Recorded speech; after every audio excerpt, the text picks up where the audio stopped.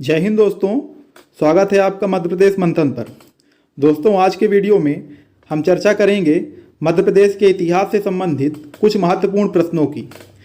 असल में यह प्रश्न हम अपने इंस्टाग्राम पेज के क्विज में लगाते हैं और वहां हमारे मध्य प्रदेश मंथन के दोस्तों ने हमें सुझाव दिया कि आप एक वीडियो बनाकर इन प्रश्नों की उत्तर सहित व्याख्या कर हम सभी के बीच प्रस्तुत करें।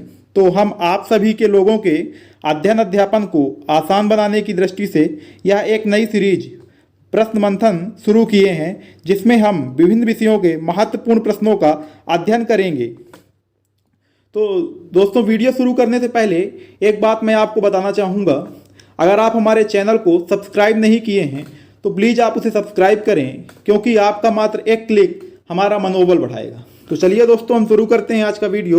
और हमारा पहला प्रश्न है, भोपाल के युद्ध में पेशवा बाजीराव ने किसे पराजित किया था? तो इसका सही जवाब होगा डी, हैदराबाद के निजाम।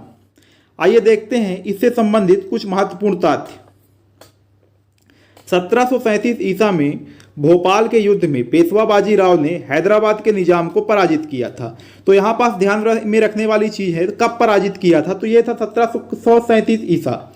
प्रश्न ऐसा भी पूछा जा सकता है कि भोपाल का युद्ध कब हुआ था, और ऐसा भी पूछा जा सकता है कि भोपाल के युद्ध में कब पेशवा बाजीराव ने हैदराबाद के निजाम को पराजित किया था। आपको बता दें, युद्ध के बाद दौरा सराय की संधि हुई थी। यह भी एक महत्वपूर्ण विषय है, जिसके तहत निजाम ने नर्मदा तथा चंबल नदी के मध्य के सभी क्षेत्रों पर मराठों का आधिपत्य स्वीकार कर लिया था। तो दोस्तों, यहाँ पास दो चीज़ें आप ध्यान रखिएगा। एक तो यह युद्ध कब हुआ था, 1737 ईसा में, और दूसरा युद्ध के बाद कौन सी संधि हुई थी। अक्सर पूछ लिया जाता है कि इस संधि का संबंध किससे है और किस युद्ध के बाद यह दौरा सराय की संधि हुई थी। तो ये दो चीज़ें आप महत्वपूर्ण रखिएगा। तो चलिए हम बढ़ते हैं अपने अगले प्रश्न की तरफ। हमारा प्रश्न है, भोपाल की प्रथम महिला शासिका कुदसिया बेगम ने किस मस्जिद का निर्माण करवाया था? तो इसका सही जवाब होगा डी, जामा मस्जिद। आपको बता दें दोस्तों, भोपाल रियासत की स्थापना मुगल सेना के एक अफगान सिपाही दोस्त मोहम्मद खान के द्वारा 1723-1724 ईसा में की गई थी। यह भी एक महत्वपूर्ण बिंदु है, संबंधित था इससे, इसलिए हमने बता दिया। दूसरा, कुदसिया बेगम भोपाल की प्रथम महिला शासिका थी। यह एक महत्वपूर्ण बिंदु है, पहली महिला शासिका थी, इसलिए इन्होंने जामा मस्जिद एवं गौहर महल जैसी प्रसिद्ध इमारतों का निर्माण कराया था। तो दोस्तों, यहाँ पास आप दो चीज़ें महत्वपूर्ण याद रखिएगा। एक तो भोपाल रियासत की स्थापना कब हुई, फिर इस रियासत की स्थापना किसने की थी, और तीसरी चीज़ है कि भोपाल की पहली महिला शासिका कौन थी? तो ये कुदसिया बेगम थी, और इन्होंने जामा मस्जिद एवं गौहर महल जैसी प्रसिद्ध इमारतों का निर्माण किया था। असल में क्या है कि हम एक क्वेश्चन से 3-4 चीज़ों को रिलेट करके अगर पढ़ेंगे तो हमें चीज़ों को याद रखने में आसानी रहेगी। तो चलिए दोस्तों, हम बढ़ते हैं आगे अपने अगले प्रश्न की तरफ। हमारा अगला प्रश्न है, गवर्नर जनरल लॉर्ड हेस्टिंग एवं ग्वालियर रियासत के शासक दौलत राम सिंधिया के मध्य ग्वालियर की संधि कब हुई थी? तो इसका सही जवाब होगा ए, 1817। पिंडरियों, जो यहाँ के स्थानीय लोग थे, उनके विरोध के दमन के लिए अपनी तैयारी के दौरान गवर्नर जनरल लॉर्ड हेस्टिंग एवं ग्वालियर रियासत के शासक दौलत राम सिंधिया के मध्य 5 नवंबर 1817 को ग्वालियर की संधि हुई थी। तो यहाँ पास आपके याद रखने योग्य 2-3 चीज़ें हैं। पहले बात की, ग्वालियर की संधि कब हुई थी? तो यह 5 नवंबर 1817 को हुई थी। और यह किसके किसके मध्य हुई थी? तो यह आपको याद रखना है, गवर्नर जनरल लॉर्ड हेस्टिंग एवं दौलत राम सिंधिया, जो कि ग्वालियर रियासत के शासक थे, इन दोनों के मध्य यह संधि हुई थी, ग्वालियर की संधि। तो चलिए दोस्तों, हम आगे बढ़ते हैं। इसके बाद हमारा अगला प्रश्न है, मल्हार राव होलकर और अंग्रेजों के मध्य मंदसौर की संधि कब हुई थी? तो इसका सही जवाब होगा डी, 1818। मंदसौर की संधि इंदौर के मल्हार राव होलकर और अंग्रेजों के मध्य वर्ष 1818 में हुई थी, जिसके तहत होलकर को सतपुड़ा पहाड़ियों के दक्षिण क्षेत्र को अंग्रेज को देना पड़ गया था।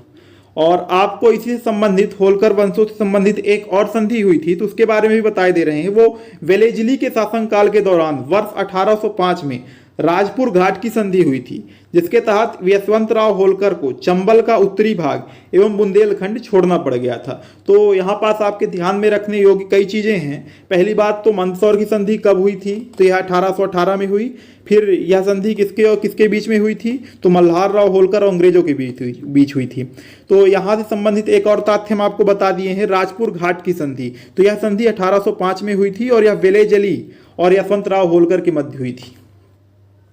दोस्तों हम आगे बढ़ते हैं। हमारा अगला प्रश्न है, भोपाल की नवाबी सेना एवं स्थानीय लोगों के मध्य संघर्ष को भोपाल के जलियांवाला कांड के नाम से जाना जाता है। तो यह कब हुआ था, तो इसका सही जवाब होगा डी 14 जनवरी 1949 को। आइए देखते हैं इससे संबंधित कुछ महत्वपूर्ण तथ्य। 14 जनवरी 1949 को मकर संक्रांति का दिन था और उस दिन रायसेन में नर्मदा नदी के तट पर तिरंगा फहराने के कारण भोपाल रियासत की नवाबी सेना के अधिकारी जफर अली खां, यह एक महत्वपूर्ण नाम है, इसे याद रखिएगा, और स्थानीय लोगों के मध्य संघर्ष हुआ था।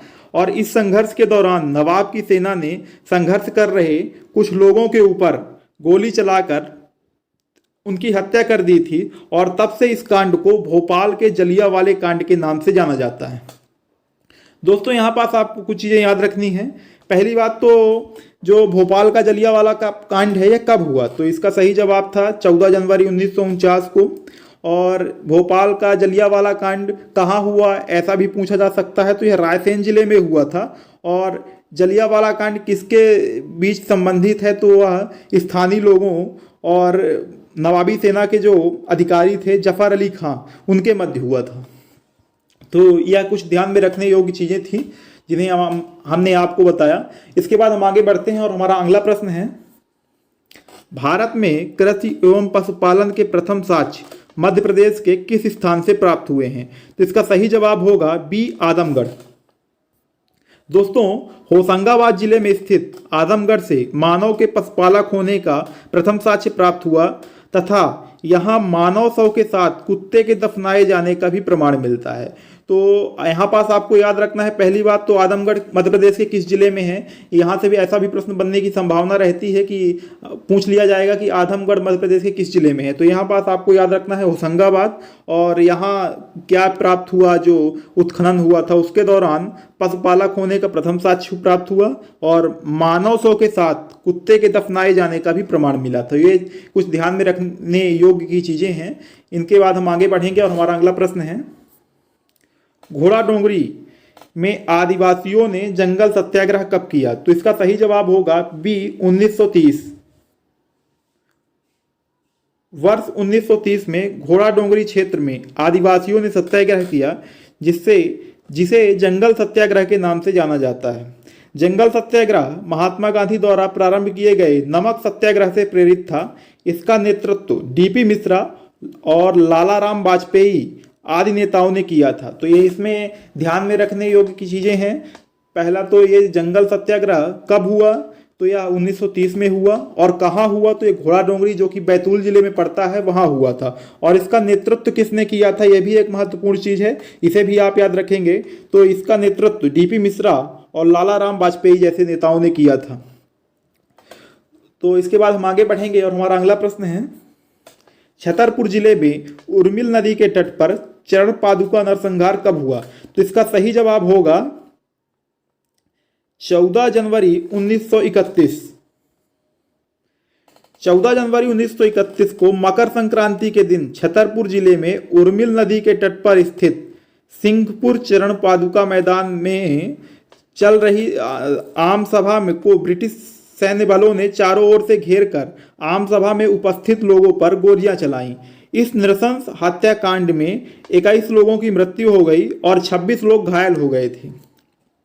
आपको बता दें, जो चरण पादुका नरसंहार है उसे पूरे मध्य प्रदेश के जलियांवाला बाग हत्याकांड के नाम से जाना जाता है। उसे मध्य प्रदेश के जलियांवाला बाग हत्याकांड की संज्ञा प्रदान की गई थी। यहाँ बात अभी हम पहले पढ़े हैं, भोपाल का जलियांवाला कांड वो अलग है, वो मध्य प्रदेश के रायसेन जिले में नवाबी सेना और स्थानीय लोगों के मध्य हुआ था। यह मध्य प्रदेश का जलियांवाला कांड है, यह आपको याद रखना है। यह छतरपुर जिले में हुआ था और उर्मिल नदी के तट पर हुआ था। और कब हुआ था, 14 जनवरी 1931 को। तो दोस्तों हम आगे बढ़ते हैं और हमारा अगला प्रश्न है, मध्य प्रदेश के रतलाम में महिला सेवा दल की स्थापना कब हुई थी? तो इसका सही जवाब होगा बी 1931। स्वतंत्रता आंदोलन के दौरान मध्य प्रदेश के रतलाम जिले में महिला सेवा दल की स्थापना की गई थी।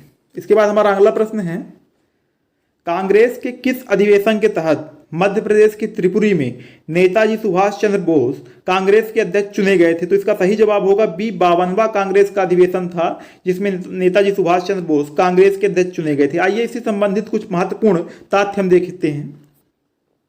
मध्य प्रदेश के जबलपुर जिले में त्रिपुरी एक स्थान है, वहां 29 जनवरी 1939 को कांग्रेस का 52वां अधिवेशन संपन्न हुआ था। इस अधिवेशन में नेताजी सुभाष चंद्र बोस ने 203 मतों से पट्टाभी सीतारमैया को पराजित किया था और कांग्रेस के अध्यक्ष चुने गए थे। तो दोस्तों हम आपको बता दें यहाँ आपको क्या क्या चीजें ध्यान में रखनी है। पहली बात तो ये त्रिपुरी अधिवेशन कहाँ हुआ था? तो यह त्रिपुरी मध्य प्रदेश के जबलपुर जिले में पड़ता है और जबलपुर में हुआ था। यह अधिवेशन कब हुआ था? तो यह 29 जनवरी 1939 को हुआ था।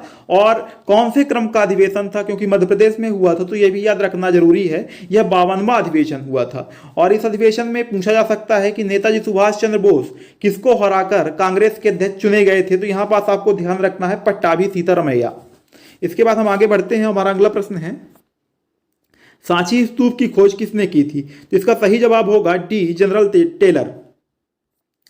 सांची स्तूप रायसेन जिले में स्थित बौद्ध धर्म का प्रमुख तीर्थ स्थल है। इसका निर्माण ईसा पूर्व 3री शताब्दी में सम्राट अशोक ने करवाया था।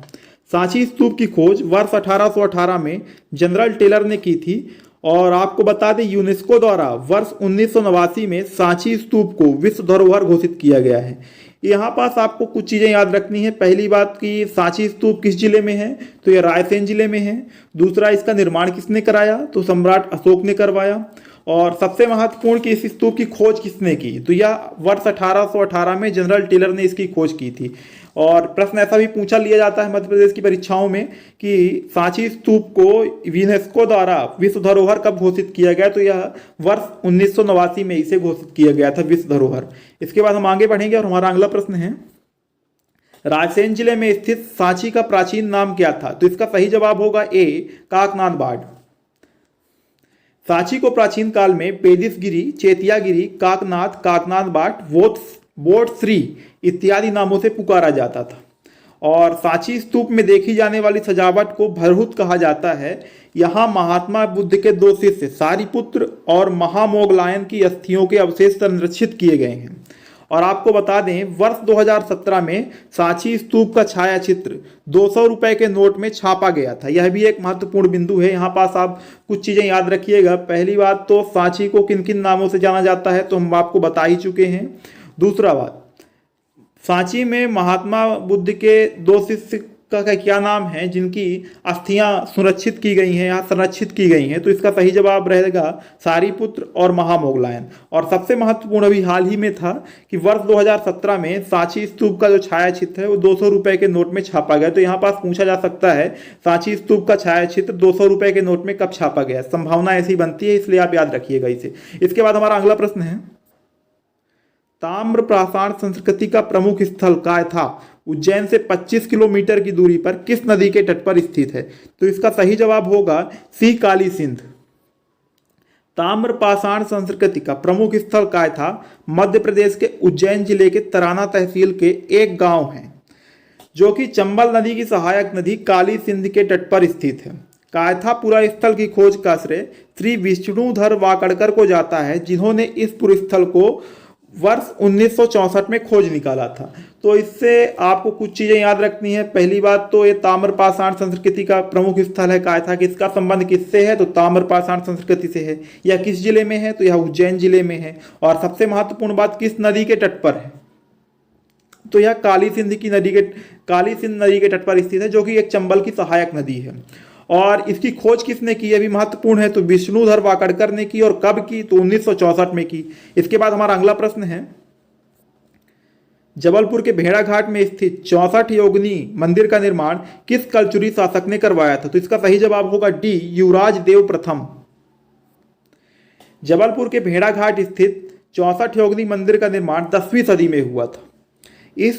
जिसे त्रिपुरी के कलचुरी शासक युवराज देव प्रथम ने अपने राज्य विस्तार के लिए योगिनियों के आशीर्वाद लेने के उद्देश्य से बनवाया था। ऐसा रहता है कि जब राजा लोग पुराने समय में युद्ध करने जाते थे तो वह मंदिर बनवाते थे और देवी देवताओं का आशीर्वाद लेकर ही युद्ध करने जाते थे। तो उस उद्देश्य से युवराज देव प्रथम ने यह 64 योगिनी मंदिर का निर्माण करवाया था। इसके बाद हमारा अगला प्रश्न है, चावल आंदोलन का संबंध मध्य प्रदेश के किस जिले से है? तो इसका सही जवाब होगा सी, रीवा। 28 फरवरी 1947 को रीवा राज्य में जबरिया लेवी वसूली के विरोध में त्रिभुवन तिवारी और भैरव प्रसाद उर्मलिया को रीवा राज्य के सैनिकों द्वारा गोली मारकर हत्या कर दी गई थी और तब से इस कांड को रीवा का चावल आंदोलन की संज्ञा प्रदान की गई है। तो आपको यहाँ पास याद रखना है कि यह कांड कब हुआ, तो 28 फरवरी 1947 को, और कहाँ हुआ, तो रीवा जिले में हुआ। यह दो एक महत्वपूर्ण चीजें हैं और पूछा जा सकता है रेयर केसों में कि इसका संबंध किन लोगों से है। तो यहाँ पास आप याद रखिएगा त्रिभुवन तिवारी और भैरव प्रसाद उर्मलिया। इसके बाद हमारा अगला प्रश्न है, ओरछा राजवंश की नींव किसने रखी? तो इसका सही जवाब होगा डी, रुद्र प्रताप सिंह बुंदेला। आपको बता दें 1501 ईसा में रुद्र प्रताप सिंह बुंदेला ने ओरछा राजवंश की नींव रखी थी और कहा जाता है कि ओरछा का जो किला है उसका निर्माण भी रुद्र प्रताप सिंह बुंदेला ने ही कराया था। इसके बाद हमारा अगला प्रश्न है, किसके शासनकाल के दौरान अकबर ने सादिक खां के नेतृत्व में ओरछा पर आक्रमण करवाया था? यहां पास हमने लिखने में मिस हो गया, ओरछा पर आक्रमण करवाया था। तो इसका सही जवाब होगा मधुकर शाह बुंदेला। मुगल शासक अकबर के समय ओरछा के राजा मधुकर शाह थे। मधुकर शाह ने 1554 से 1591 तक ओरछा पर राज किया था।